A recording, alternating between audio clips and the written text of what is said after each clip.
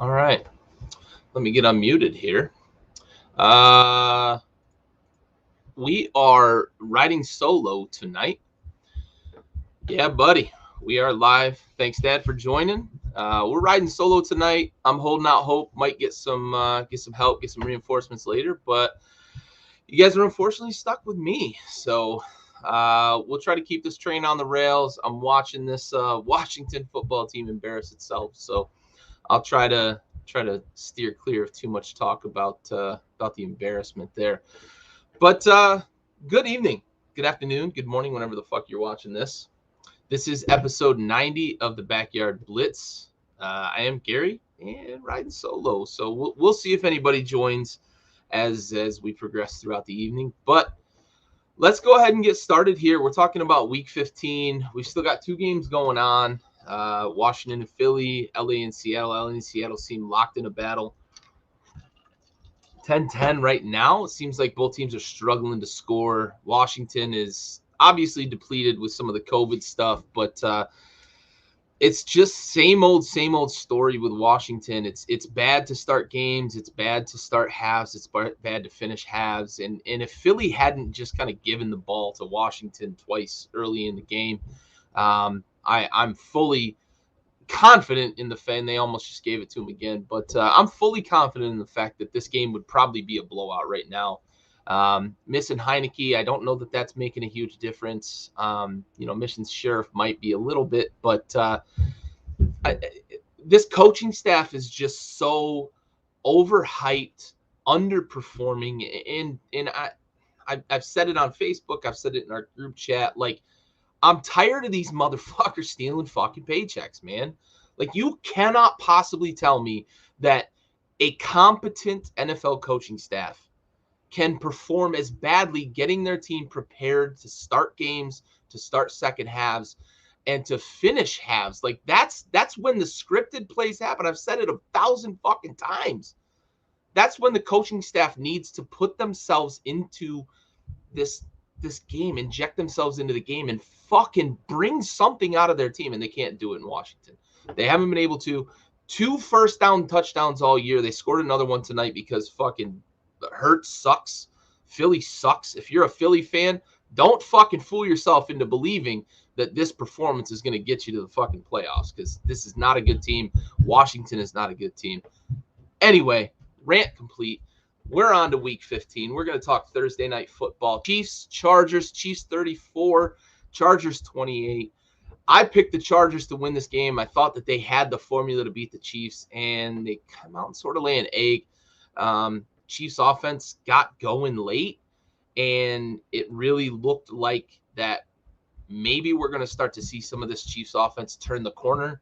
Kelsey had a big game. Tyreek Hill looked like he was pretty uncoverable during that game. There were times when the Chargers asserted themselves defensively against this Chiefs offense, but overall, this is sort of who the Chargers are. They play close games. They lose close games.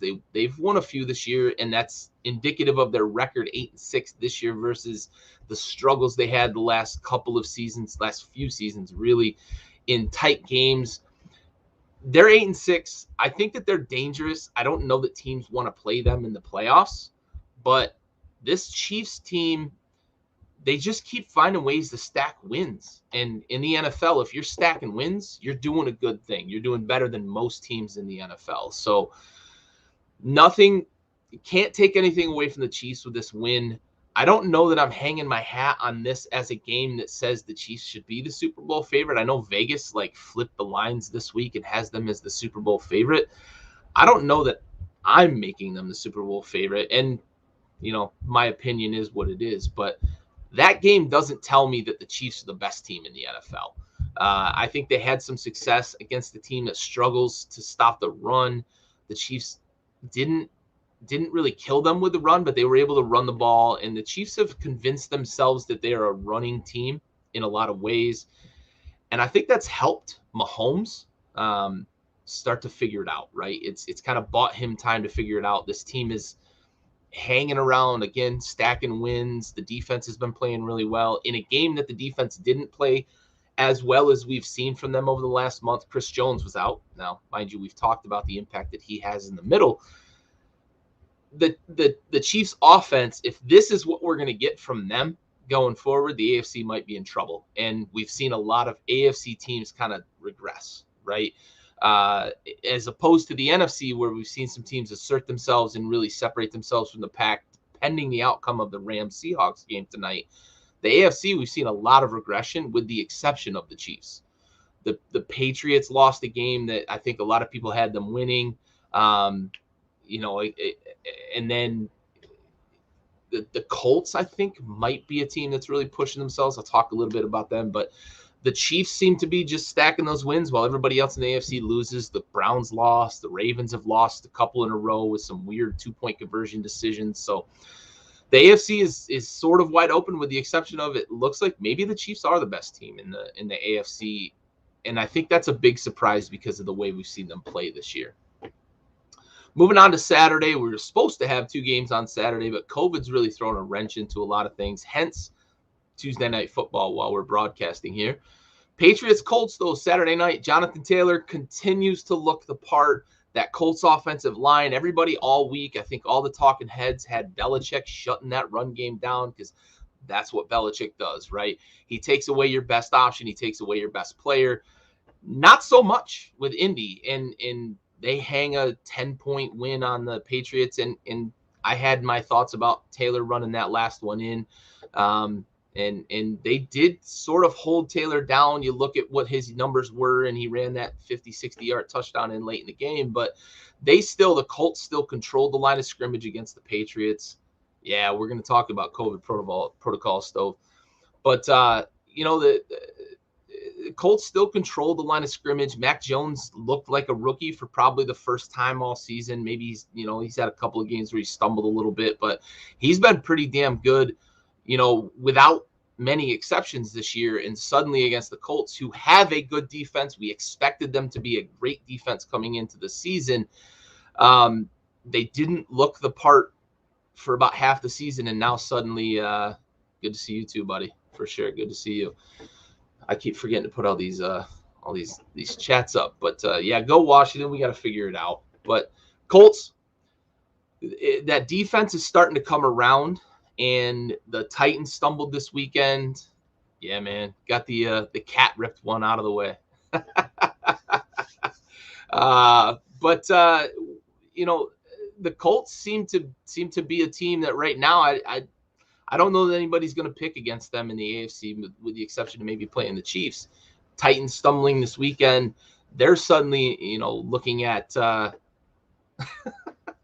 it is a struggle multitasking for sure. They're suddenly looking at division crown with the Titans stumbling this weekend against the Steelers. And Jonathan Taylor, there's a lot of talk about him possibly being considered for MVP. We've talked about the MVP being a quarterback award, but the Colts really put it to the Patriots in terms of dominating the line of scrimmage. Mac Jones, again, looked like a rookie for probably the first time this year.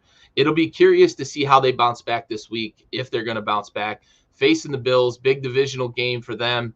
So that's going to be interesting to see how Mac Jones bounces back from his first real bad game this year. He threw 1 pass or 3 passes against, 1 pass in the first half and 3 total passes against the Bills, a couple weeks ago. But, this is really his first game that he's played bad, and we'll see how he bounces back next week. Panthers, Bills, this I think played out the way we talked about it really should. If the Bills are going to make a push to the playoffs, they should beat a team like the Panthers pretty badly. What I liked from the game is that they got the running game going. Singletary had at least 1 touchdown. It might even have been 2. And the Bills defense held down a bad Panthers offense for a long time. It was close for a while, but the Bills kind of ran away late. The Panthers have a good defense. And for the Bills to actually get the running game going, Singletary with 86, they ran for over 100, and Josh Allen wasn't their leading rusher for the first time in a while. I think the Bills have to hang their hat on that.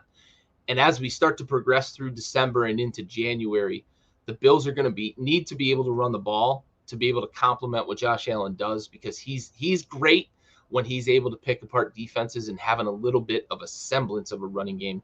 You don't have to run it for 200 yards a game, but to be able to turn around and hand it off, they handed it off to Singletary 22 times. He only averaged 4 yards a carry, but that's enough to keep defenses honest and really let Josh Allen flourish. And I think that's what we saw a bit with the Panthers as the game went on. The Bills started to assert themselves against the Panthers, and that's what I expect to see more down the stretch from the Bills, especially going into a big game against the Patriots. All right, moving on to the Cardinals-Lions. What a game. What a game. And I wish Andy was here to celebrate this with us. He's actually been absent for both Lions wins, in terms of shows after the Lions got their 2 wins. This is a big win. And it was big, in my opinion, because they played a complete game start to finish. The win over the Vikings was kind of weird because it went back and forth. They had a lead. They lost it. They had it. They lost it. And in late, they ended up getting a win against the Vikings. But this was sort of dominance. They bullied the Cardinals a bit in this game. And that's not something you would expect with the team that had the best record in the NFL coming into the game. The Cardinals, we've talked a bit about it on this show, and I'm going to talk a little more about it later on in, Cap Facts, not to spoil anything, but are we starting to see a late season swoon from them, as we've talked about might be an inevitability? This is a game you can't drop. If you're a team that's talking about making a deep playoff run, being the number 1 seed potentially, having home field advantage, and the Super Bowl really goes through Arizona, right? If they're the number 1 seed in the NFC, you can't lose this game. And I think we see how much of an impact DeAndre Hopkins has on that team, but I think we're also seeing Cliff Kingsbury has been gifted a lot of talent on this team, but he can't seem to get over the hump when it comes to being that guy that can get his team rallied up when it matters, right? In the crunch, in the clutch time. Mentioned it last week about how poorly managed the clock was late in the game. It was almost like Andy Reid had control of, the headset on the sideline for the Cardinals. And again, this week, you have to be able to get up for a game like this. And it feels like Arizona, maybe they were feeling themselves a bit, or maybe they overlooked Detroit. Dan Campbell said, listen, you overlook us, we're going to chew some kneecaps up. And sure enough, the Lions come away with a big win, 30-12. Andy mentioned it a few times in chat, wrote it on Facebook. Goff apparently needs to have 0 weapons healthy in order to look really good, because he looked like a stud this weekend against the Cardinals. Jets-Dolphins, this one was hairy early if you're a Dolphins fan. Early on, I was keeping an eye on this game because I had some vested interest in terms of daily fantasy. I had Tua, thinking they were playing a really bad Jets defense, and he was going to have a good game. And he finished with an okay day, but turnovers early. Tua turned it over, I believe, twice in the game. And they were down. They were down 17-3, I think, at one point. And they were able to turn it on. And, of course, they come back and win the game 31-24. But this has to be one of those games that you exhale, I think, as a Dolphins fan. You exhale and you say, we survived. We won a game that we were supposed to win. It wasn't pretty, but it's another notch in the win column. And they suddenly find themselves deep in the playoff race there in the AFC, which entered the weekend with a bunch of 7-6 teams. And the Dolphins improved to 7-7, hanging on there, a game out of a wild card spot, looking at, this stretch run where they're still playing some AFC East teams that, if you consider the division weak, maybe they're winnable games, but they've got some tough opponents left on the schedule. So this is a game you didn't want to come into and kind of walk through or go through the motions if you're a Dolphins player, Dolphins fan, especially on that Dolphins coaching staff. You didn't want to have to survive the Jets, but they did. And again, it's a win, but it wasn't pretty. If I'm a Jets fan, I feel encouraged by the way the Jets have been playing. They've been playing some teams tough. hanging around. They've got some wins, 3 wins this year. You know, obviously rebuilding from the ground up. Salah's got that defense playing well at times. Other times they look pretty suspect, but I think that's a big lack of talent. You know, they just don't have anybody on that roster that really pops. You know, Elijah Moore feels like a guy that could, but that, you know, on the offensive side of the ball, they don't have much else to really hang their hat on. So Jets fans, hang in there, rebuilding. I think it's going in the right direction. Got a good coaching staff in place. Hang in there. Cowboys Giants 21-6. Not how I thought this game would play out. I'm not encouraged if I'm a Cowboys fan, and I've got a brother who's a Cowboys fan and a couple of people on this podcast who are Cowboys fans. That was a fucking ugly and fortunate win. Looking at the stats today, this Cowboys defense is stingy, right? Maybe not stingy, but they've been able to turn people over. But that might be a little bit of fool's gold. If you look at the bulk of their turnovers, it's come against 3 teams in 4 games: Washington, Philly, the Saints. They've had a ton of turnovers in those games, which makes up a good percentage of it. Their rankings defensively are pretty mediocre, actually pretty bad in a lot of ways. Yardage is like 21st.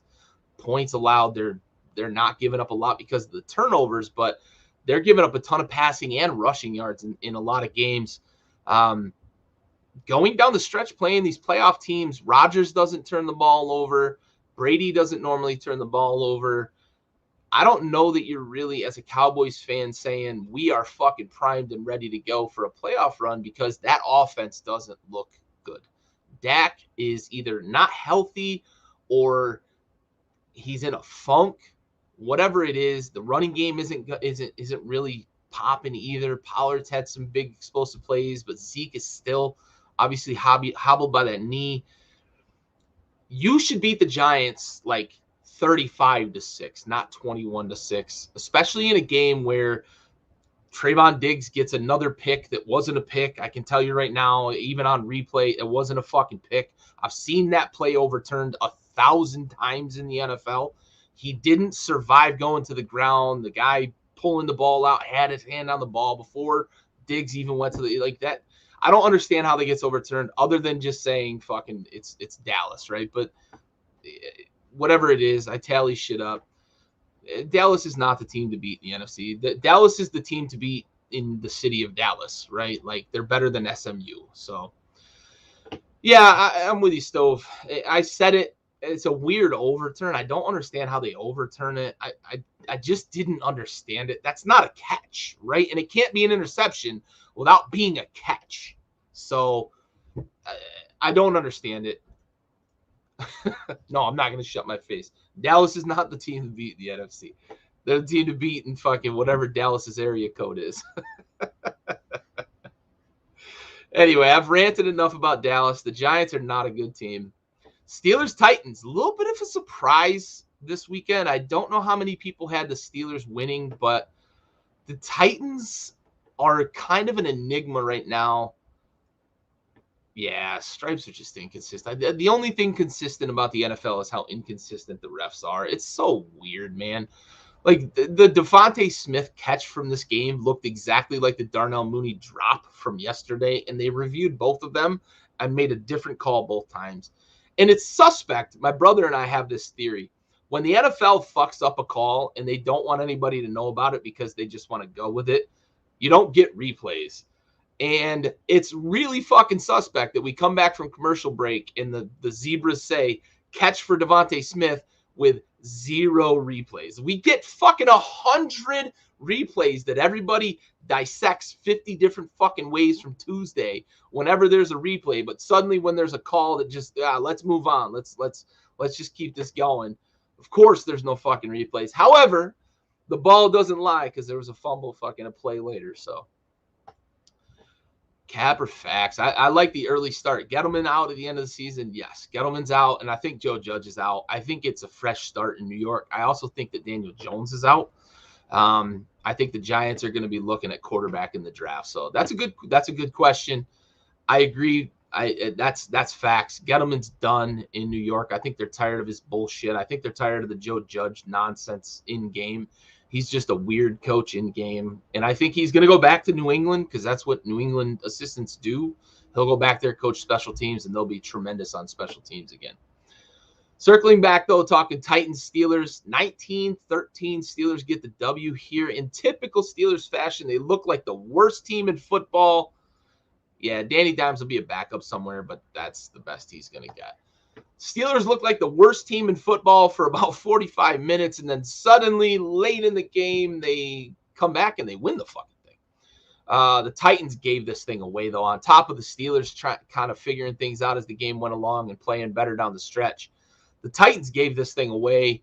The Tannehill pick, the fumbles, like this fumbled snap, like you can't play that poorly and think you're going to win a game. You just can't. You can't hold a lead giving the damn ball away like that. So Titans, unless they get Derrick Henry back in miraculous fashion before the playoffs, I think they might be done. The Titans might be one and done, and they might not even win that division because Indianapolis right now is just playing some unreal football. Oh, here comes another fucking bogus flag on Washington. Go figure. Anybody watching the game. I can't imagine what the fuck they're going to call on this one. Anyway, Trotnick, does Big Ben retire after the season or end up somewhere? I think Ben's done. Yeah, fucking offside. Yeah, the ref has no idea what's going on. Go figure. The fucking zebra's confused. Hands out. I don't know what's going on. Fucking asshole. Do your fucking job. Anyway, sorry, Ryan. I do want to address this question. I think Ben's done. I don't think Ben wants to go anywhere else, which is why I think he came back this year.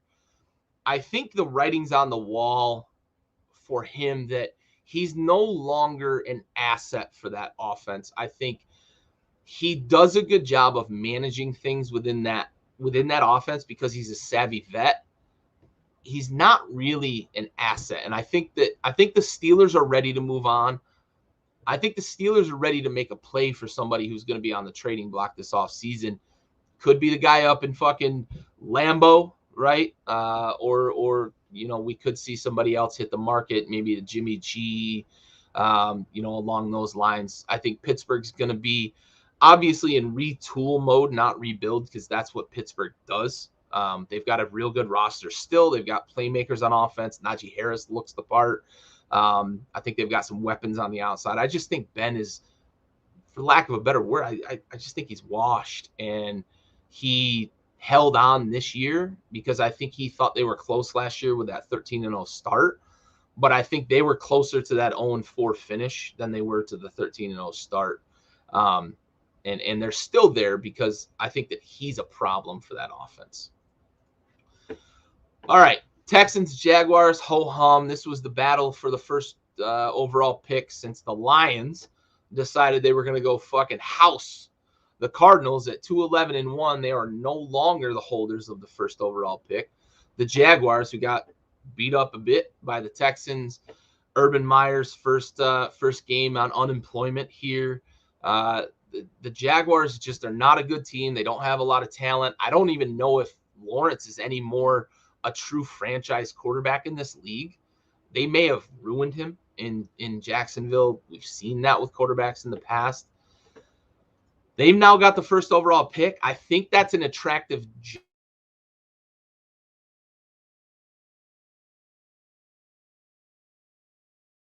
idea. I think a lot of talking heads, tried to pitch it because it was the company line, because Urban is a darling at ESPN, but not a good hire. And Jason Garrett, maybe that'd be a terrible hire in my opinion. Like he's not head coach material. I don't even think he's a good offensive coordinator. Ask the Giants. I think he benefited from being the head coach and the offensive coordinator for the Cowboys when the Cowboys had a ton of talent on the offensive side of the ball. Romo's a very underrated quarterback. Sucks as an analyst, but very underrated quarterback. I don't think he gets credit for how good he was with some really bad offensive lines and some really, really bad defenses to win games in Dallas. had a lot of weapons. I don't care, right? I thought he was a terrible head coach in Dallas. I didn't think he was a very good OC. I don't think he's head coach material. I just don't. I get it. New York has no talent. I will not disagree with you at all. I agree with you 100%. Had no talent in New York, but I don't see Jason Garrett as a head coach. Maybe Shad Khan does. That'd be the wrong hire, in my opinion. I think they need to go young. They need to go offensive side of the ball. They need to get one of these offensive coordinators. And I'll give you another Dallas connection. Maybe they need to go get Kellen Moore, right? Maybe they need to go after that guy because they need young, they need offensive-minded, they need somebody who's ready to work with Trevor Lawrence down there and start to put some fucking talent around him. Like Marvin Jones was a good safety net signing this offseason, but he's not the guy. Laviska Shenault's not the guy. They don't have receivers there. They've got a running back. As long as Urban Meyer's not fucking benching him, they've got a running back, but they need some wide receivers to pair with Trevor Lawrence. Yeah, that would be the most Washington football team fucking move to fire Rivera and then hire a worse guy. Like the only guy worse than Ron Rivera. Yeah, maybe. I think we've seen this before though, right? We've seen this in New England with McDaniels and Belichick. It's just not good, you know. Not good in terms of that whole guy in waiting. McCarthy, if they keep winning, I don't know if they're gonna, you know, if they're gonna let him go when his contract's done. I don't know if Jerry does that. He's so loyal. He kept Jason Garrett for about 10 years too long. I couldn't imagine he's gonna get rid of McCarthy. So we'll see. We'll see. Bieniemy, I think that's a great hire, Ryan. That's a name that I should have said, right? I think that would be a great hire in Jacksonville. I think he's done a tremendous job there in Kansas City, and I also think he's had a great opportunity to learn under one of the great offensive minds we've ever seen in Andy Reid. I think Bieniemy would be a great hire there as well in Jacksonville. Maybe that's a better hire than Moore. I know Moore's kind of a hot name right now, so for sure. But yeah. Ronald, this is a great point. This is always a fun fact to talk about football. Some of the guys like Sean McVay won high school player of the year when Calvin Johnson was a senior in high school. And of course, Phil Robertson of Duck Dynasty, his backup was Terry Bradshaw, who went not only on to play for the Pittsburgh Steelers, but to win 4 Super Bowls for the Pittsburgh Steelers. So that's a great point for sure. Yeah, that might be true. Jerry's very loyal. Maybe McCarthy doesn't warrant that loyalty. If they move on from McCarthy and hire Moore, I think it's a good move because I just think you can't get any worse than Mike McCarthy in terms of an in-game manager. It's so terrible. Yeah, I think he's a bad interview or something, man. There's been some speculation that the guy just doesn't interview well, which may be true, but he's such a good offensive coach that they really just somebody needs to give him a fucking job, man. He could do some work there in Jacksonville with that young core with Lawrence and get some wide receivers around him, and they might be able to turn it around pretty quickly because I don't think that defense is all that bad. They just haven't been able to make plays on offense.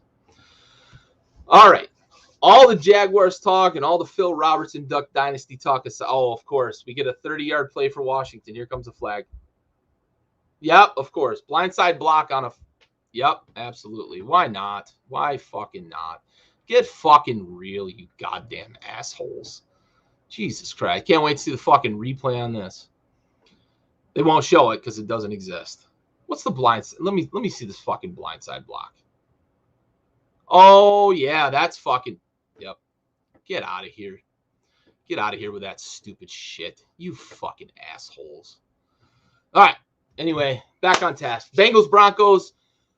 Joey Tiger King Burrow gets the win here against the Broncos in a real tough, hard-fought game, 15-10. Bridgewater, scary injury. Glad to hear that he's conscious and moving extremities and all that because he went down hard, face first in the turf. Never like to see that. There were some scary ones all weekend this weekend, and you hate to see that sort of stuff, especially as the NFL claims to want to regulate player safety and make things, more, safe for the players. We saw quite a bit of that this weekend. Bridgewater's okay, and the Bengals get a much-needed win here, and now suddenly they're first in the AFC North because John Harbaugh loves going for two when he shouldn't go for two. It's so fucking weird. I get being aggressive, but Jesus Christ, guy, no win enough's enough. You've just made a comeback against the Packers. Kick the fucking extra point. Go to overtime. You've got all the momentum. I don't buy this whole we didn't trust our defense. If you don't trust your defense, don't hang your hat on that shit. You talk about all the time. You hang your hat on running the ball and playing defense. Fucking show it, right? Like show us what you mean. But I like that because it puts the Bengals in first place. And I'm a big Joe Burrow fan. So let's go Tiger King for sure. Couple of big plays made a difference there. Not a, oh yeah, there you go. Love that shit from Gilbert. But I love seeing the Bengals in first place. I think this team could make a little noise in the AFC. I don't think we're ready for a Super Bowl run from the Bengals, but man, they are headed in the right direction for sure, and they are in good fucking hands with Joe Burrow. Falcons, Niners. Niners do what they really should do as a team that's trying to push to a playoff, a playoff run here against the Falcons team that's been sneaky good a few times this year. They've beaten some teams that they really probably shouldn't have, or at least weren't expected to. Niners put a hurting on them, 31-13. Deebo Samuel, that dude is a stud. They need to continue to feed that guy. He just scores touchdowns and just dominates defenses. The hardest tackle in football. I've said it before. I'll say it again. Deebo Samuel is the hardest player in the NFL to tackle. It just seems like he never goes down through all contact that you can think of. Yeah, Bates ain't a burner, man. They didn't draft him for his athleticism. He's a blocker and he can catch the ball a little bit. Glad they punched in after that, though. We've got a ball game on our hands, despite Washington being one of the fucking most poorly coached teams in the history of the league. Packers, Ravens, the game I just mentioned a moment ago, it seemed like the Packers were going to run away and hide, and then as is typical NFL fashion, suddenly in the fourth quarter, this was a fucking tight game. And John Harbaugh decides with his backup quarterback, after missing on 4th and goal from the 1 or 1.5 earlier in the game, he's going to go for 2 to try to win the game with his backup quarterback. And I understand, right? The aggression, I understand, stick true to form. This is who the Ravens think they are. I don't think they are who they think they are, but this is who they think they are. And I just think that play call was really, really big. You take essentially 2/3 of the field out of play by rolling hard and only having really one guy in the pattern. You just didn't really give Huntley a chance. You gave him a single read on a 2-point conversion. A single read on a 2-point conversion just never makes sense to me. It's something I see in Washington all the time. That it's, again, it's bad play calling. It's bad coaching. Whatever they thought they had on that play, just throw that fucking thing out, because that's not a good 2-point play for sure. And now the Ravens find themselves in kind of desperation mode down the stretch here. Not in first place anymore in their division. They may have to play wild card weekend on the road. So we'll see how this plays out for the Ravens down the stretch. But they've lost a couple of games back to back trying to make this weird, aggressive 2-point decision that doesn't pan out. Moving on to the Sunday night game. Maybe the surprise of the weekend, other than the Lions and Cardinals. And, of course, the Lions have to have their win thunder stolen by this incredible, confusing outcome. The Saints beat the Buccaneers, but it's not so much that they beat them, because they are now 3-0 in the regular season, again, or 4-0, sorry, in the regular season against TB12, but they win 9-0. Brady hasn't been shut out since, I believe, 2006. And if you didn't know who Tom Brady was, I think you'd have to look at that game and say, this guy doesn't know how to play this fucking game. He looked bad. The fumble on the run, getting chased down from behind. I think he got a little hyped after his weird exchange with Tony Romo this past week. Tom, you're not Lamar Jackson, buddy. Get what you can get and get the fuck down. I don't know. Maybe it was desperation mode because the Saints were really stifling them, but it is what it is at this point, right? The Buccaneers, we started talking about how they were going to get healthy on defense and really potentially repeat here as champions. I don't think that that's what this team is after this game against the Saints. 9-0. 9-0. Taysom Hill. That guy's not even an NFL quarterback and beats Tom Brady 9-0. Crazy. The Saints defense has whatever number it is that they need to dial up to shut down Tom Brady and the Tampa Bay Buccaneers in the regular season. Now, obviously, they beat him last year on route to the Super Bowl, but the Saints have their number right now in the regular season. Whatever number that is, they need to be passing it out to other teams in the NFC, because I'm sure a lot of coaches around the NFC would be curious to hear what that number is. Raiders-Browns, big win for the Raiders. They've been on a real downhill turn, not looking like the team that was 5-2 at one point, atop the AFC West. Get a win in a real desperate game for them. This really felt like a must win for them against the Browns team, especially that was depleted, no starting quarterback. They had both their starter and backup out, as Washington does tonight, right? So they had Nick Mullins starting for the Browns, and Nick Mullins honestly played pretty well. They were just not equipped last night to beat this Raiders team that looked like they were on a mission. That Raiders defense looked really good against the run. Nick Chubb didn't really put up the numbers we would expect from Nick Chubb. Despite, I think he ended up getting in for a tutty and got some yardage that kind of skewed his numbers, but they didn't look good running the ball, despite ending up with 91 yards. That was not a typical Browns game running the ball, which is what I would have expected to see from the Browns against that Raiders defense. So Derek Carr and the black and silver, they got a big win last night, and it gets them right back in the hunt for the playoffs. They've obviously got the head-to-head against the Browns, having beat them last night. They're right there on the outside looking in, but they are right on the brink of potentially being in the playoff hunt. So, all right, final game that has been completed for the week. We see Vikings-Bears. Oh, another low hit. I'm so tired of seeing these low hits. The NFL needs to figure this out. These rules that they've got in place that force defenders to go low, we see this shit. And Reeves goes low. Marcus Williams did it to Godwin. This is disappointing, because we're probably going to see a guy who's got a knee injury here. I know it's not, it's not the star that Godwin is, but man, Jack Stoll is probably going to miss some time with that. That doesn't look good.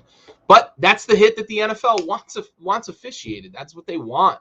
With all the lawsuits, they've had to get to that point. So going low is in vogue right now. All right, let's finish up week 15. Vikings-Bears. Vikings get a win last night. They didn't look great doing it. The Bears, they look like they've got some pieces in place, though. I do want to talk a little about that. The Vikings just seem to think that they had the game in the bag, and it felt like a team that was going through the motions for big portions of that game, knowing that the Bears just didn't have what it took to get to them. It got a little dicey late. If that Mooney touchdown is not overturned, suddenly we've got a football game on our hands. But, of course, the NFL and its infinite inconsistency calls it incomplete, and then tonight calls the same exact play complete for Devontae Smith. Go fucking figure. But Vikings get a win, big win in terms of playoff implications, big win in the division, obviously division rival with the Bears.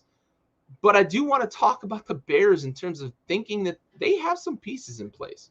Any Bears fans out there, Darnell Mooney looks the part in terms of being potentially a number 1 or number 2. I'm not sure he's quite to the status that I'm, or at least that that I'm going to call him a true number 1 yet there in Chicago. But I think he looks the part, and he's got some real. He's fast, and he's got some deceptive moves when it comes to route running. And I like what Ryan says there. I think a couple more pieces on that offensive side of the ball. Justin Fields looks the part too. And he and Mooney obviously have chemistry because they've been producing pretty well here, this season. Mooney's starting to become a guy that people are taking notice of. But I think Justin Fields can play in this league. And I think Justin Fields could play at a high level in this league. And I like what I saw from him last night. A lot of toughness, few mistakes. But, yeah, Stove, you mentioned it. Competent head coach. They need a full clean out. They should have never kept Nagy around if they were drafting Fields. That should have been a done deal. If we're going to go get a quarterback, we got to get a new head coach because now he's got to learn a whole new regime. I do think Fields has the talent to survive it, though, right? So get him a good head coach, get him a good OC, get him some weapons on the offensive side of the ball. I think Montgomery's all right. I think Mooney's good. Get another receiver or two there to really complement. Allen Robinson's missed a lot of time this year, and I think his time in Chicago is done as it should be. Go get some talent to put there. Cole Kmet looks like a tight end that can play. But, yeah, Stove, you're right. Kirk didn't look good last night. He didn't. The Vikings didn't look good. Kirk threw 2 touchdowns, but it was not a good game. And the Vikings didn't look good last night. They got a win against a bad team, and stacking wins, as I said with the Chiefs, stacking wins in the NFL is never something to bat an eye at, but that's not a good win. That's not a win you hang your hat on and say, we're ready for a stretch run. So that team's on the brink of the playoffs, but I don't know that they're ready to make that run into the playoffs. All right. I'm going to take a quick break here because, to be honest, I got to go take a piss. But I'm going to throw up a quick overlay here for one of our sponsors. We're going to throw up Excel Constructors here with, I can't, there it is. Ryan Trotnick, Excel Constructors.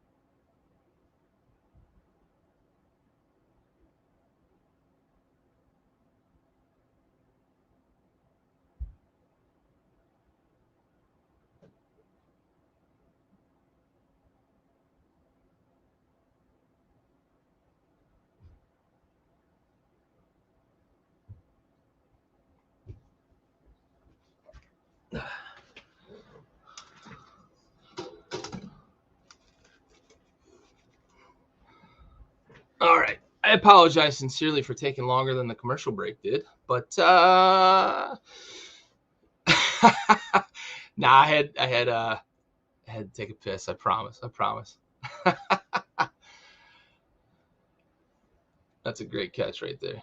That's really bad defense. Way to go. Greg fucking Ward making Pro Bowl plays against a bad defense.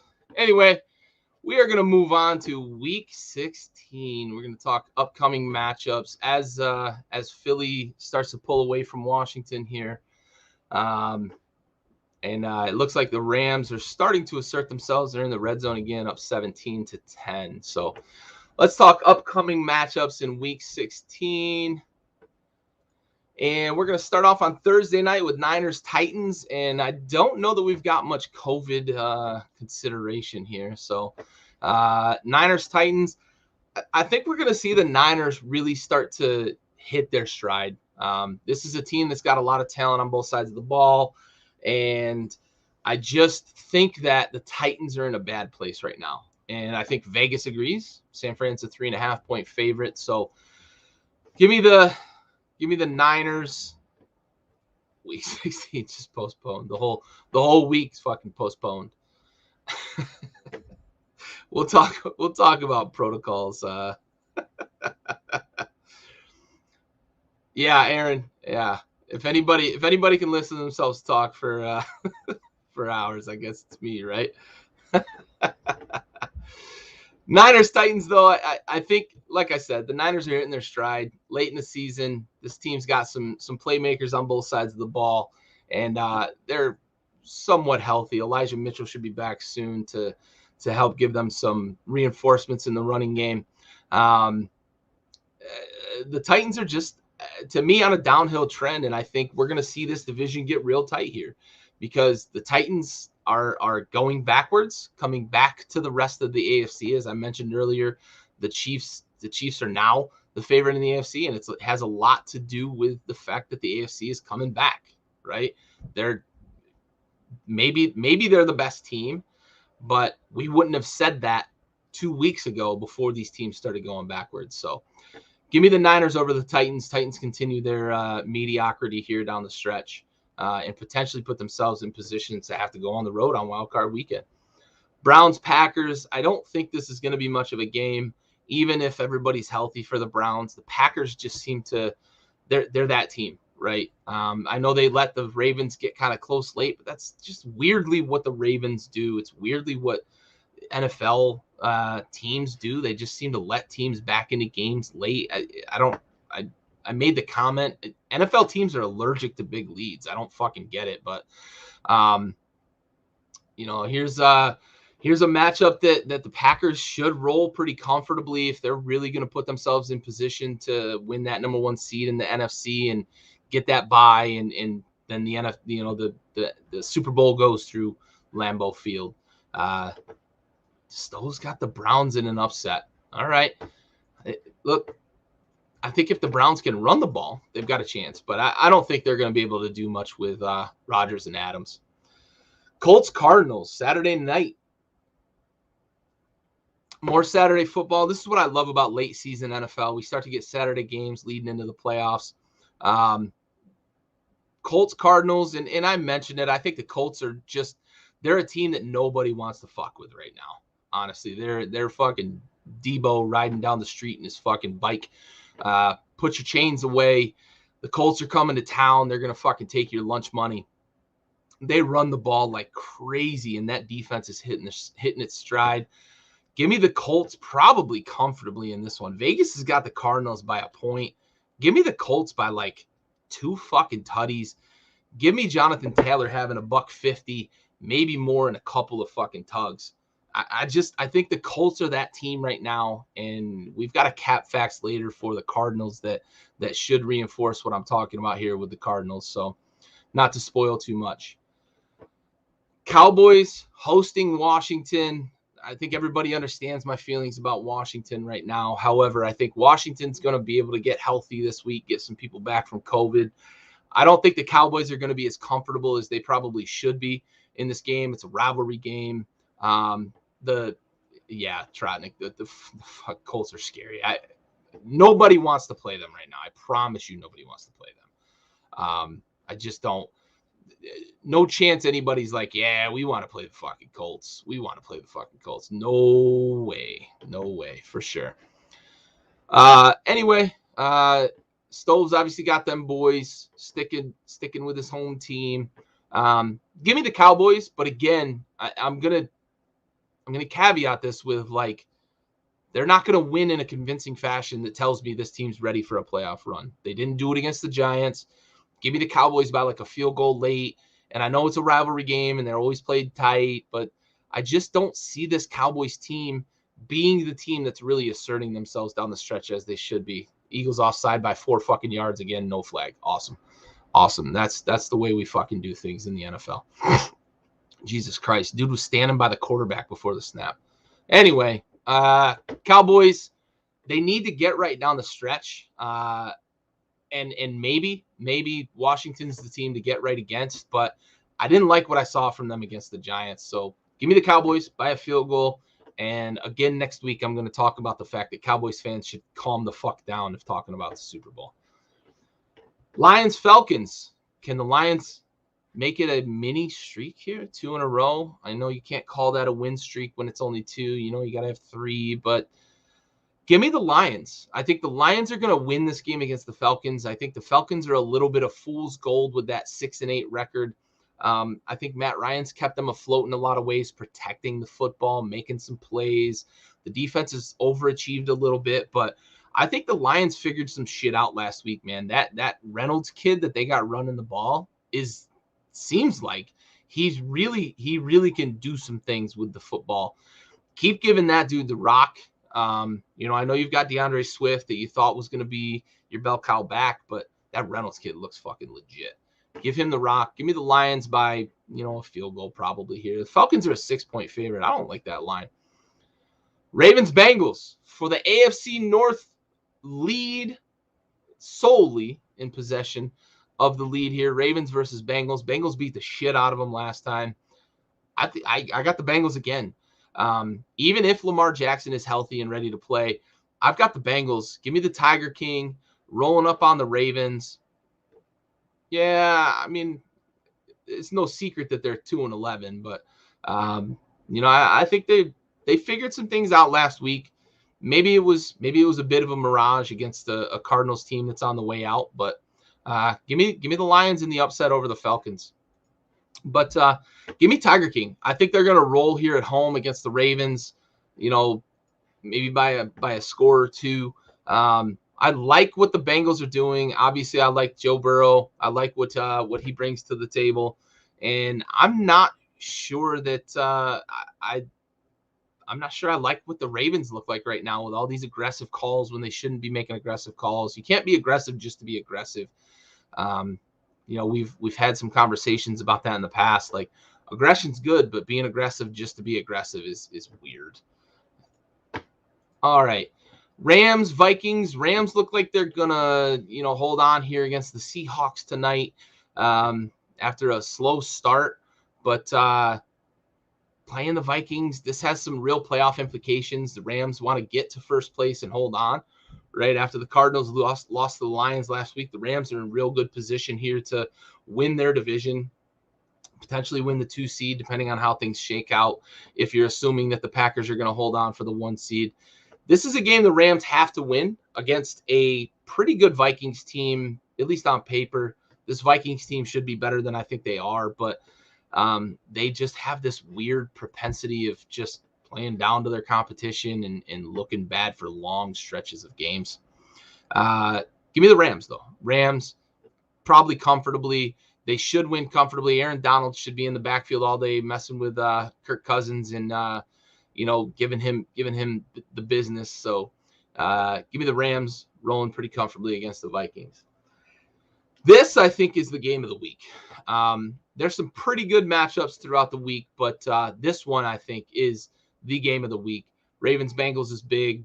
You know, Steelers-Chiefs is pretty big, but Bills-Patriots, this is the big one, right? This is the one that the Bills need to win to reestablish the fact that they were the team coming into the season that had Super Bowl aspirations, and the Patriots were not. The Patriots drafted a rookie quarterback in the first round, and everybody thought, well, it might be a year, it might be 2 years, it might be this, it might be that, waiting for, you know, the Patriots to figure it out with Mac Jones. And suddenly, you know, before anybody maybe realized it, Mac Jones has the Patriots in first place in the AFC East, right? And this is the game the Bills need to get to really say, we're still the kings of this fucking division. It's our division now. You had your opportunity for 20 years with Tom Brady. Now it's our turn. Sit back down. We got this. And I think they're going to. I've got the Bills going into Foxborough, beating Billy B and the bad news Bears there in New England, knocking off Mac Jones. I think Mac Jones was exposed a little bit last week, and I wonder how he's going to bounce back from having a really bad game. And I think the Bills are going to have the benefit of not playing in 85-mile-an-hour wind gusts like they did in Buffalo. All right. Ryan, yeah, Stafford, I think people, I think being in Detroit, it's easy for people to have forgotten or not realized how good Matt Stafford was. I think a lot of his numbers, many people try to say like it was hollow numbers because they were always behind or they had to throw all the time, and he had Calvin Johnson and some of the other things that people want to say about him. But that's a guy that played in Detroit for, I think, 12 years, 13 years, had a top 10 defense like once, had a 1,000-yard rusher like once, and never had really a very good offensive line. And I think we're seeing in LA an emergence or even a reemergence of Matt Stafford on the national landscape. People are understanding that this dude can play. This dude is really good. He was a top pick for a reason. The Lions picked him, as high as they did for a reason, right? Coming out of Georgia, the dude had as much arm talent as probably anybody that's ever left college football, including guys like Rodgers and Mahomes and etc. This guy can throw it. He can spin it with the best of them. He's just never had a team around him that really allowed him to play these big platform games. And now that he's in LA, I think people are going to see him on a national stage more frequently. And everybody's going to start to understand just how good Matt Stafford really is. Didn't one of you call this preseason? As far as the Patriots, we talked about, and I've been singing from the mountaintops to anybody that'll listen, that Mac Jones went to the most fortunate situation, and I thought he was going to be prolific. I don't know that any of us picked the Patriots to be winning the division preseason. Maybe I'm just not remembering it.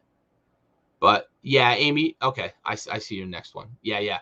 So yeah, I've been trying to tell everybody as much as I possibly can. Like, Mac Jones is in the perfect situation, and I think he's going to be very successful there with the Patriots. He's smart, good with the football, that sort of stuff. So, it is what it is with where they're at right now. But I don't think I picked them to win the division, but definitely. And I did make the proclamation that Mac Jones would win a Super Bowl before Mahomes wins another one. We'll see if the Chiefs can make good on where they're at right now in terms of Vegas thinking they're the Super Bowl favorites or not. So, but yeah, Mac Jones looks good, looks comfortable in that system, and I think he's in a good spot. Absolutely. All right, Jags, Jets. Not a lot to talk about here. I think the Jets are going to get the win. The Jags are just really bad. Not much talent there, and they should really be focused on figuring out who their next coach is, figuring out who they're going to take with the first overall pick, who they're going to put around Trevor Lawrence. It's a great luxury if Lawrence is your guy going forward. We saw the Cardinals pivot away from old boy out of UCLA, and now I'm forgetting his name, Josh Rosen. They pivoted away from him to take Murray first overall. I don't think we're going to see that with the Jags. I think the Jags are going to try to build around Lawrence. Smart move on their part might be, if a team says we want to go get a quarterback, let's get some assets, right? Let's get a couple of first-round picks. Let's get a couple of starters, maybe even, as we saw the Texans in the offseason trying to hold out for, Deshaun Watson. Like, maybe we can start to build some of this roster with that first overall pick.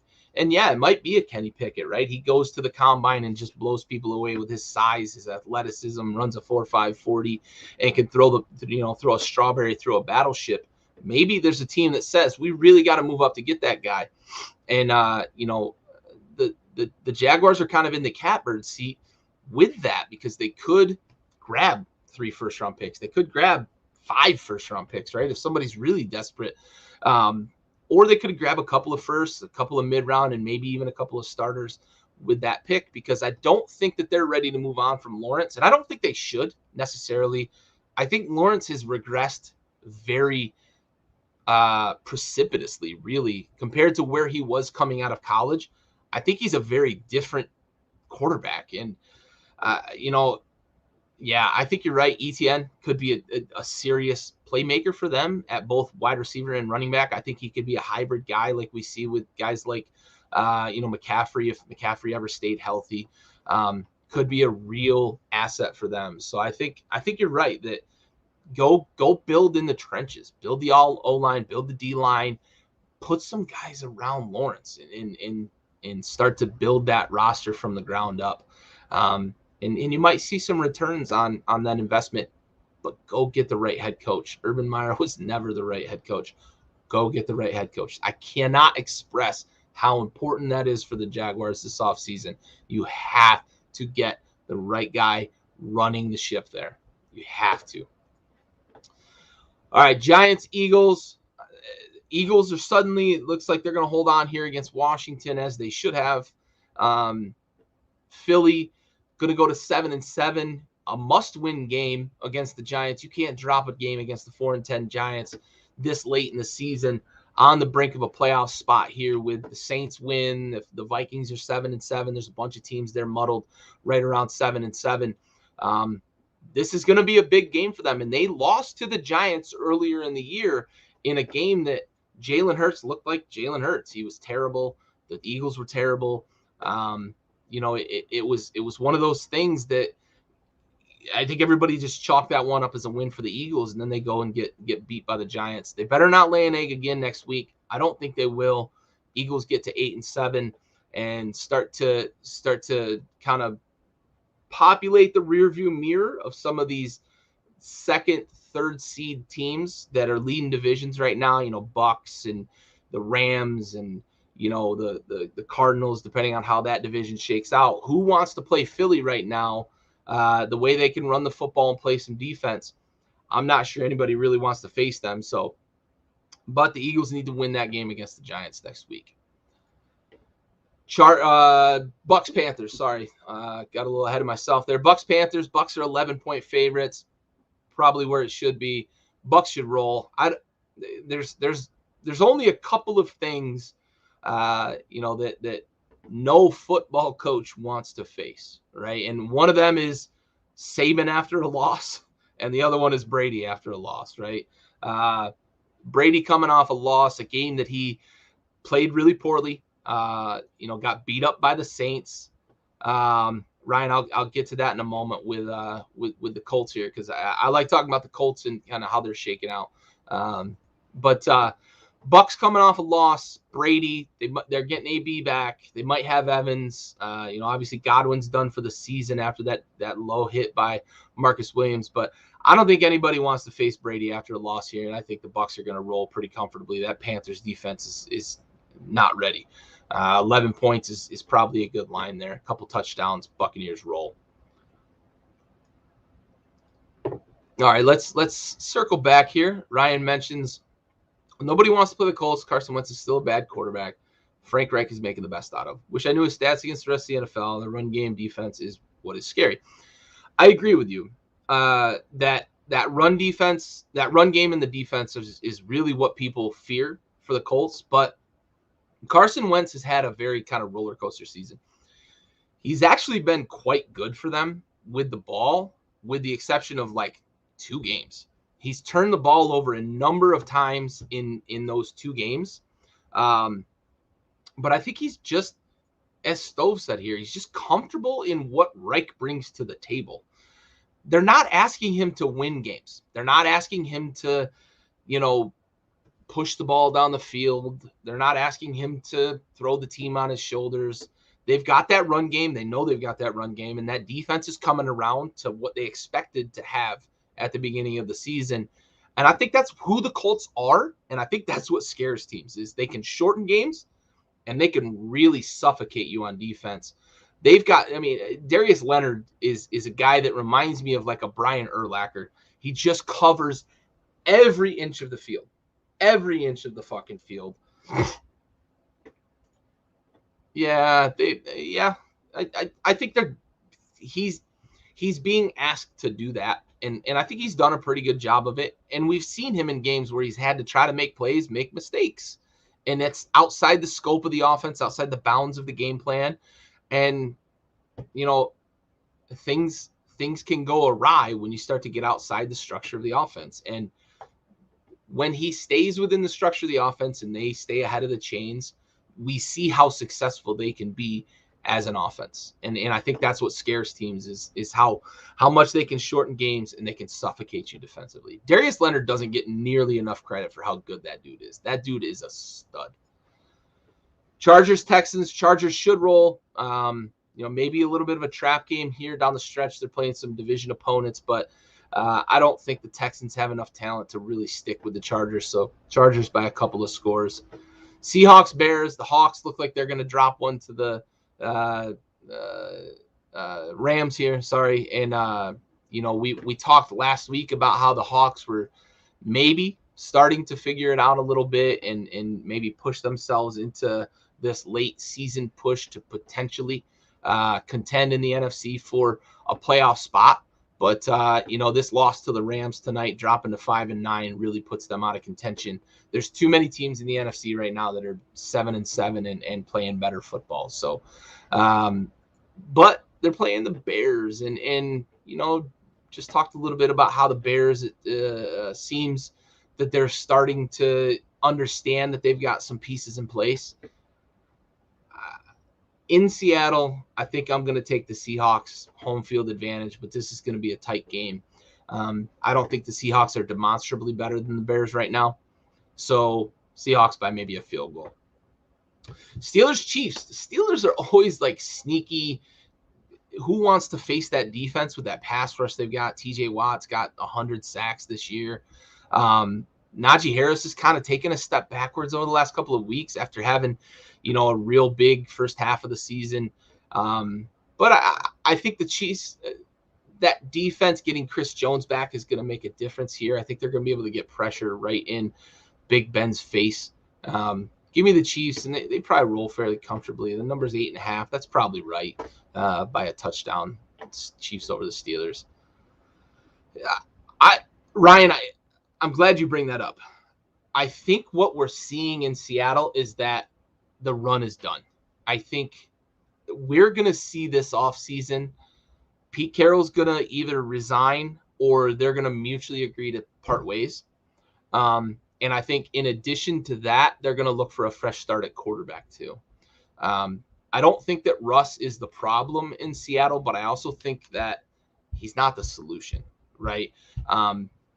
It's one of those things where I just think that this is, if you've ever, Ryan, I know you own your construction company, but if you've ever been employed, or anybody that's ever been, working for a company, when you get to the point where everything feels like you're going through the motions and everything is just mediocre and it's blasé and you just know it's done and all you're doing is you're waiting for that offer from that next company.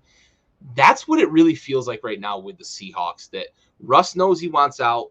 Pete Carroll knows he's probably done. I think he's had enough. We may see him go somewhere else, but I think his time in Seattle is done. His message doesn't seem to be working with the players anymore.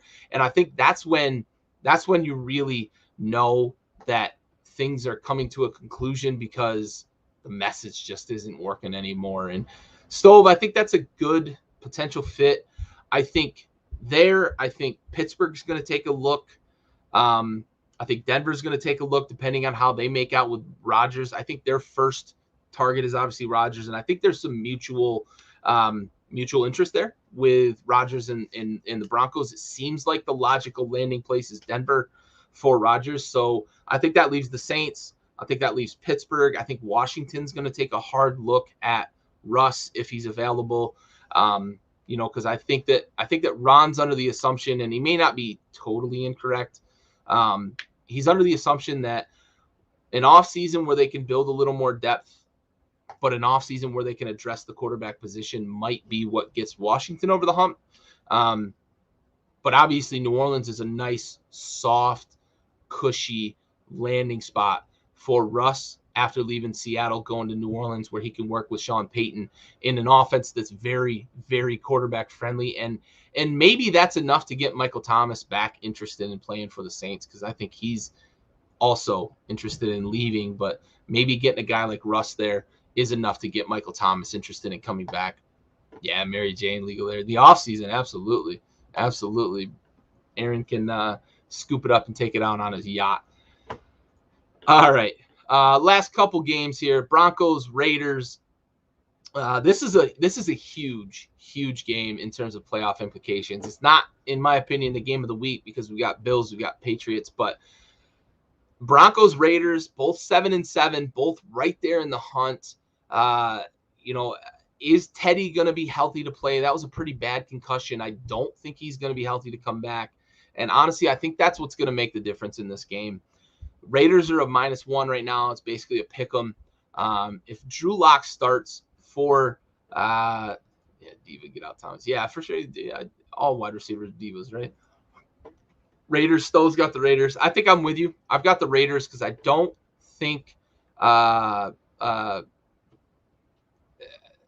I don't think Teddy's going to be able to play. I just don't think so. And Drew Lock is a guy that I think has immense arm talent, but he's just been beat up there in Denver with, I don't think they have much talent at wide receiver. I don't think they had a very good running game last year when they were trying to get him to lead the way.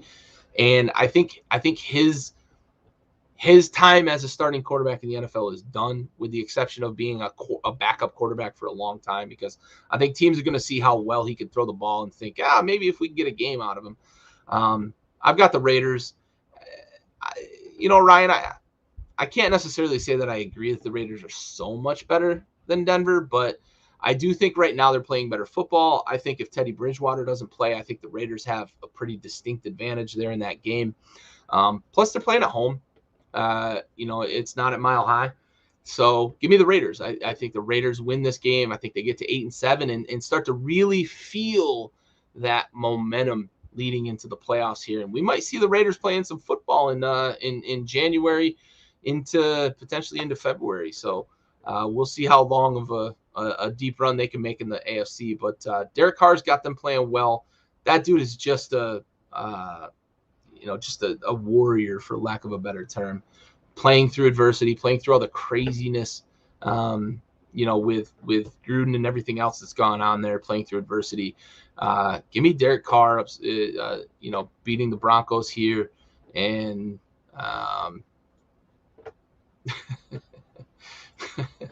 appreciate your support. But the Raiders getting to 8-7 though, pushing themselves closer to a potential playoff berth here. Finishing the week, Monday night, maybe a game that preseason everybody thought might be a good matchup here late in the season, but Dolphins Saints, we've got Tua versus Taysom Hill, and Tua's had some up and downs this year. Taysom's been mostly down, probably continues as much, but Tua's getting Jalen Waddle back off COVID protocols. Well, at least science point that way. Yeah, the Raiders they're on the brink. Maybe not, but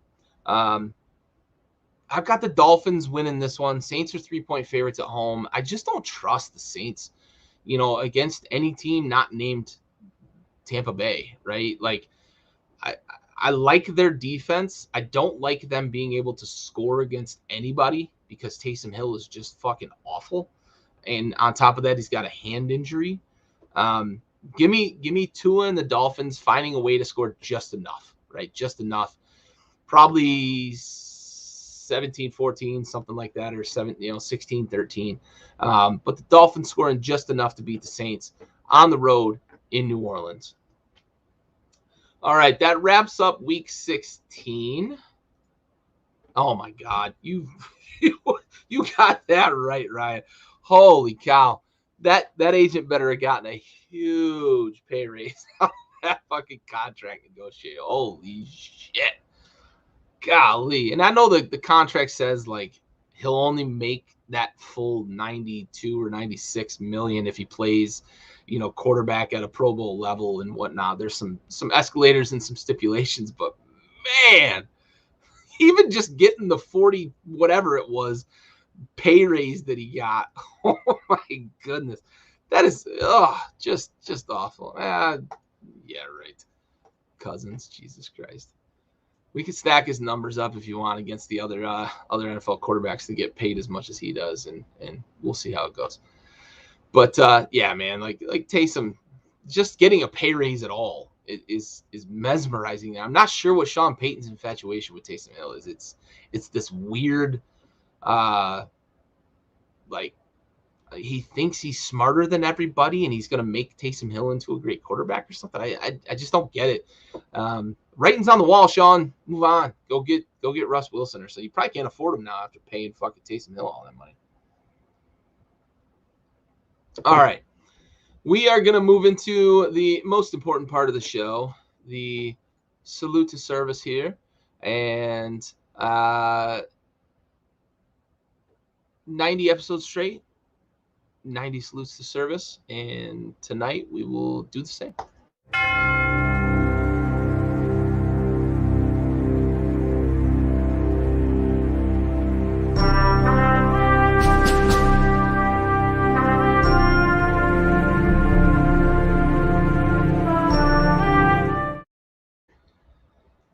All right, tonight's episode goes out to Sergeant Nathan Irish. Died serving during Operation Inherent Resolve. He was 23 of Billings, Montana. Died October 27, 2019 at Camp Taji, Iraq. Non-combat incident. Cause of death was not released. But as mentioned several times, train like you fight like you train. Sometimes these things do happen, often far too early. He was assigned to the 25th Support Battalion, 1st Stryker Brigade Combat Team out of Fort Wainwright, Alaska. He was awarded 2 Army Commendation Medals, 3 Army Achievement Medals, Good Conduct, and National Defense Service Medals during his time in service. Sergeant Nathan Irish, this episode goes to you. Till Valhalla, we have the watch.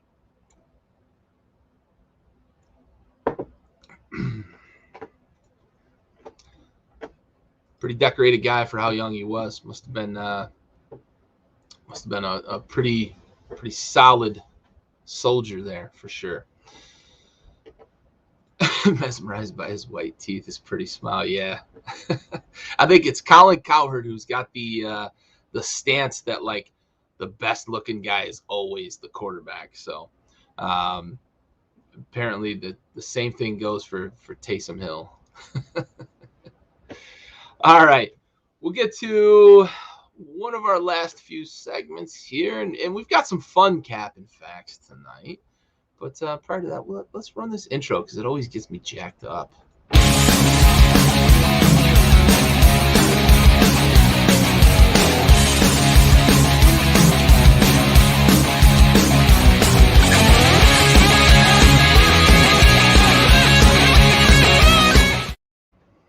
I miss headbanging with the guys in the lobby when that intro's playing. Stove picked a perfect song for cap and facts. All right. Our first cap or facts is, sorry, I'm making a live edit here because I screwed it up earlier, of course. Anyway, cap or facts. Me riding solo tonight would be an epic fail and lead to him binge drinking and watching Hallmark movies. I will not watch Hallmark movies. My wife hates that I won't. I will not watch them with her. She loves Hallmark movies, especially this time of year. Christmas movies. I like a good Christmas movie, but I can't watch the same Christmas movie 500 times. Sorry, babe.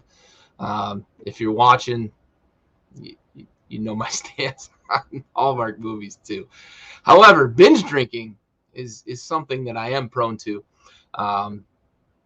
Probably facts, honestly, as bad as the night likely went with me riding solo, not being able to multitask and being long-winded on everything. I'm sure everybody appreciates that. All right. Cap or facts, Arizona's on its way down. I'm going to say cap on this one because I think they were already on their way down. I think they are in the gully now. We've talked about the potential for Arizona kind of, going over the crest and really falling off. That fucking loss this past weekend put the icing on the cake. Stove, you called it a few weeks ago. I'm tipping my cap to you, buddy. You were right, and our suspicions were correct. Arizona is kaput. I just don't trust Cliff.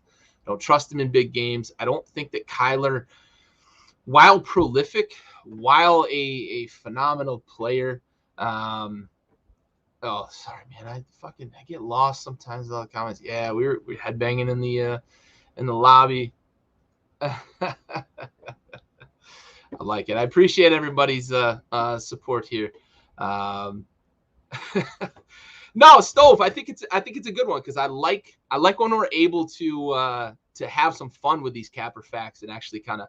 I took this and said cap because I wanted to give you your props for calling this a few weeks ago, and really put the emphasis on like Arizona's out. And I want to make one quick point about Kyler Murray. As great as I think he is, and as much as I think everybody loves Kyler Murray, I don't like what I see from him when he makes a mistake. And I saw earlier in the season the AJ Green where he didn't run the route in the end zone, and Kyler Murray threw that pick that sealed the deal. Absolutely, Stowe. You've been fucking nailing some shit lately, especially on Tailgate Trash Talk. We're off this week. Tune in next week. But anyway, I don't like what I see from him. Yeah, for sure. It's weird sometimes what you see from him, but the throw that he had this past weekend, I think it was a 4th down where he missed AJ Green. And he missed him bad, and like he pointed to AJ Green and then walked to the sideline and like was shaking his head. Like I haven't seen a quarterback complain about his own mistake and try to blame it on receivers as much as Kyler Murray does in a long fucking time. Like maybe in my lifetime. I know like Jim Kelly used to take a lot of flack for that stuff where he'd make a mistake and then try to point fingers. I see it a lot from Kyler Murray, and I don't like that because that grinds on people in the locker room. It's like he's nowhere near as bad, right? But I'm going to equate this to Ryan Leaf, who was pretty decent as a – yeah, Ryan, thank you. Awesome. I'm glad I'm not fucking too far out in left field here. But – nah, Amy, Rivers was different. Rivers would ride people about what he saw. I don't think it was finger pointing. I'll say that, in my opinion, Rivers wasn't finger pointing. I think Rivers was very competitive and wanted to be on the same page with his receivers as much as possible. What I see from Kyler reminds me of a guy like Ryan Leaf, who in the game before his blow up on the fucking cameraman and the journalist, like, was fucking atrocious and then just like didn't want to answer for it, right? That's what I see from Kyler Murray. He makes a mistake and then wants to point fingers and be like, AJ Green, you ran the wrong route. Well, listen, guy, like AJ Green, I don't want to start any problems here, Ryan and Aaron. So let's get back on more positive. UTSA, right? Love to see that from them. SDSU on their way out. Let's go Roadrunners. But yeah, I don't like what I see from Kyler, and I'll end on that note. I think that Kyler blames a lot of things on receivers when I think he makes mistakes. Next capper facts. NFL COVID protocols are complete bullshit. And yeah, this is facts, and I can't put enough exclamation points after facts when it comes to this. Protocols are bullshit. Why are you mandating players get vaccinated and then testing and being really weird about this shit? The way you're policing it. Yeah, I think you're right on that, Stove. That's a good comparison, not in terms of production, right? Obviously, Brady and Manning were much more successful, but I think the competitiveness is on that level. But back to the protocols, man. It's just this garbage. Make it up as we go along. I don't understand why they were testing in the first place. You mandated players get vaccinated, so let's fucking leave it at that. They're vaccinated, especially if they're asymptomatic. Because I can tell you right now, I tested positive a couple of months ago, 0 symptoms. And on top of that, they've talked about the vaccine being less prone to spreading. My kids tested negative twice, and I was out of quarantine after my wife tested positive for like 2 days, waiting for her results, with my kids hanging all over me as they normally do, putting them to bed at night, hugs and tucking them in and all that. My mom rode in the same car with me several times during that 2-day period. She tested negative. My cousin hung out with us in our quarantine space in the basement and tested negative. So it's such garbage with the NFL. And now suddenly they're going to change the protocols because what? They had to move a couple of games. Get fucking real, man. Get fucking real with this shit. Beasley's been very spot on. And I don't necessarily agree with his stance about the vaccine itself, but his comments, he's been pretty spot on about shit throughout this whole thing. He's been realistic about it, just like it's my choice and yada yada. And if it affects my employment, I'll have to deal with that or whatever. But like, he's not wrong. He's not wrong. So I'm with you. So Beasley's spitting some truth there. Capper facts: Garrett Gilbert will lead Washington to a win tonight. Obviously, we see what the result was, but this was a good question that came in earlier in the day. If we didn't have Tuesday night football, we might have been able to get this in before the game. But this would have been cap for me. If we were going to win this game tonight, it was going to have to be the defense and the running game, and we didn't have enough of either. Leaning on Garrett Gilbert 6 days after he was signed, no chance. Yeah, Aaron, fantasy football, man. Like, I've got Kelsey in COVID protocol. I had fucking Waddle this past week. Good thing I was on a bye. I had a couple of guys that were kind of iffy, and Godwin got hurt mid-game, and Brady had a shit game. So I had a pretty rough fantasy week, despite being on buys in the playoffs. Thank God for buys. Thank God for having a great regular season, because I'd have been in fucking trouble this week. Oh man, NFL moving games. Yeah, they said they weren't going to move games, that they would just forfeit games. But I think I think the fact that a lot of these players that tested positive were vaccinated, the NFL sat back and was like, well, maybe we were fucking dumb, right? Like, maybe we were a little brash in that statement and decided we can't lose this game, right? We need the TV dollars. Obviously, it's always about money, right? Of course, when push comes to shove with money, I think that was an ultimatum to get the players to get vaccinated. But when push comes to shove with money, goddamn well they ain't giving up the fucking money. That's for sure. Yeah, I had a pretty good season in 2 leagues and got buys, luckily. But man, I lost Godwin. Gibson was nicked up a little early in the game this week. I thought I was going to lose him too. I'm hoping we get a big bounce back week from Brady next week. I need him to have a big week. I've had a pretty fortunate year in yearly fantasy. Normally I get my ass kicked because of injuries and shit. One league I did have McCaffrey, who fucked me. I was kicking everybody's ass till he got hurt. So there you go. Get it. Love the shit talk about fantasy for sure. Yeah, the fact anytime there's, but yeah, boys, good luck. Always with fantasy, man. But yeah, man, the NFL wants money. They weren't going to move games or forfeit games, so they moved them. They made a brash statement trying to get players to get vaccinated. That's my opinion. Last capper facts here. It's time to stop pretending like the Packers aren't going to win the NFC. And I think I had this realization Sunday night when the fucking Saints were given every bit of the business to Tom Brady. The Packers are just who they are, right? They're going to score points. If you think the Packers are going to fall apart in the playoffs, I think that's a fair assessment, because they have recently. But I love the sharing the love there. But I think, to be honest, like I think it is time to stop pretending like the Packers aren't going to win the NFC. They've got this quiet nature about them. Amy's got cap on this. Stove's got cap on this, but I like it. Ryan, we're in lockstep tonight. I like it. I like the Ryan Leaf pull, and of course here with the Packers. I just think that the Packers on offense have enough weapons where they're going to be able to do what they want to do, man. I have to disagree with Green Bay Kansas City Super Bowl. I don't know that I trust the Chiefs yet, and I may get there, but right now, if I had to pick two Super Bowl teams right now, it's Green Bay and Indy. I don't think that Kansas City, as well as that defense has been playing, is going to be able to slow down Jonathan Taylor. I just think that is a wrecking ball. Yeah, buddy. Absolutely. You got to keep those nuggets in the back.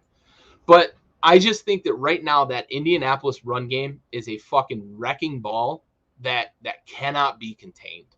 And the Indy defense is playing where we thought they would be coming into the season. I honestly thought Indy was going to be a team to contend in the AFC to start the season, and I think we're starting to get there, and I'm starting to feel a lot better about that preseason pick. It didn't look good for a while, but man, are they playing some good fucking football right now. Offensively, defensively, they've got some complimentary football going on, and Frank Reich's got them dudes fucking playing football. So if I had to pick two teams, it's Green Bay and Kansas City. Right here, right now. If Tampa Bay comes out next week, steamrolls by 50, and Green Bay drops a game they shouldn't drop, then maybe we've got a different story. But right now, I've got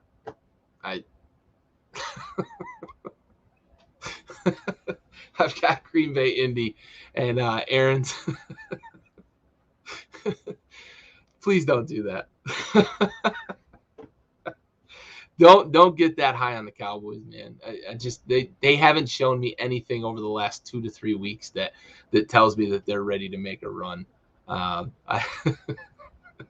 I understand though. I understand that there's some late game heartbreak with Green Bay and Dallas, and I'm sure a lot of Cowboys fans still think that Dez caught the ball. So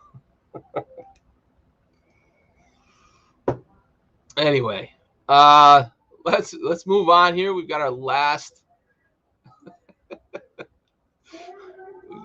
couple. What the hell is going on? Sorry for the background noise if you can hear it, but we're gonna move on. We've got thanks Haskins. Oh, I'm under banner again. Stove, you're usually here to fix this for me.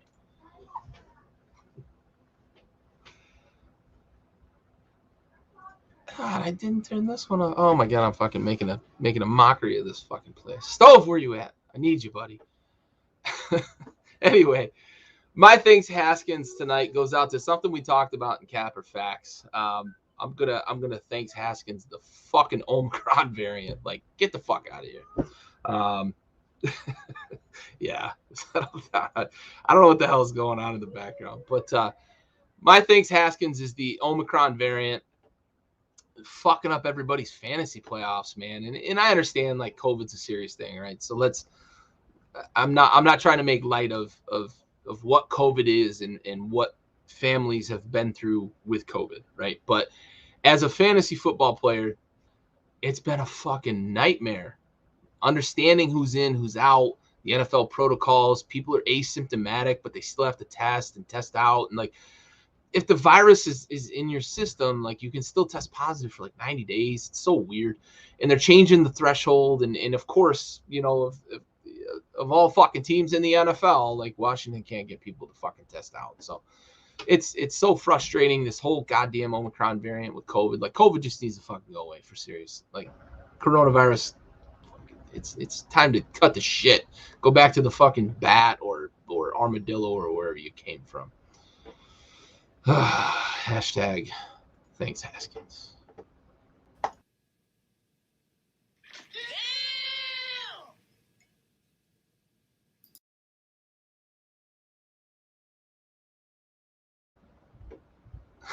Go eat a dick. Absolutely, Ryan. Absolutely.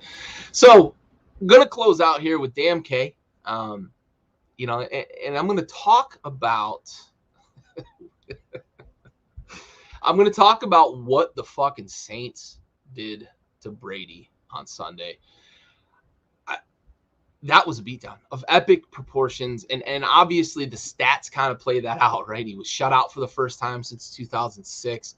No team since, I can't even remember when the stat was. It was a long, long time, though. The number one offense in the NFL was shut out in a game. Like, there's so many things that happened in that game that were just like historic in many fashions that I got to give it to Dennis Allen, man, as acting head coach too, right? He wasn't just coaching the defense as he normally does as the defensive coordinator, but he's the acting head coach because Sean Payton was out with COVID. And yeah, Amy, he laid out the plan that everybody needs to take notes on and everybody needs to try to put in place. Like, holy shit, was that just masterful? Yeah, Ryan, Saints were the big brother. Brady seemed to be the little brother. Like, what the fuck? That's something we don't normally see from a Tom Brady team. And the Saints just at every turn had an answer for him. They ain't nothing to fuck with. That's for damn sure. Like, this was unreal. And I just kept watching the game thinking like, it's 6-0. It's 6-0. It's 6-0, right? Brady's going to score a touchdown. And even if the Bucs only win 7-6, like, they got to win. And it was a weird game. They had Godwin go out. They had Evans go out. They had Fournette go out. Despite all the injuries, Brady looked absolutely confounded. There were several times where he took shots on like 3rd and 2, 4th and 1 that I question why other teams do it. And then I see Brady do it. I'm like, what's going on here? Taking shots 40 yards down the field on 4th and 1 with Jalen Darden? Jalen Darden? Like, that's your kick returner, and that's about all he's good at. You're not putting Jalen Darden on an island saying, that's my shot I'm taking. So for that performance by the Saints defense, and especially by Dennis Allen as acting head coach, damn, Kay. Damn. Stove, I appreciate the support. We made it happen tonight. No matter how much how long-winded I got, we still stayed under 2 hours. So I guess that has to be considered a win, right? So for all the guys at Backyard Sports who couldn't be here tonight, I want to say thank you to everybody in the chat for appreciating, for interacting. I really appreciate it. Made the show go, well. I really like the interaction, not just listening to me kind of, shoot my mouth off at everybody here. But Amy, Ryan, Aaron, Stove, Dad, thanks for coming out. If I missed anybody, I really apologize for it, but really appreciate everybody having fun with me tonight, watching Washington get their asses kicked as was expected. And I want to wish everybody happy holidays. As Stove said here, Merry Christmas. Everybody enjoy the holidays, whatever holidays you celebrate here. Merry Christmas, Happy Hanukkah, the number of holidays, Happy New Year, hoping for 2022 to be better than 2021, of course.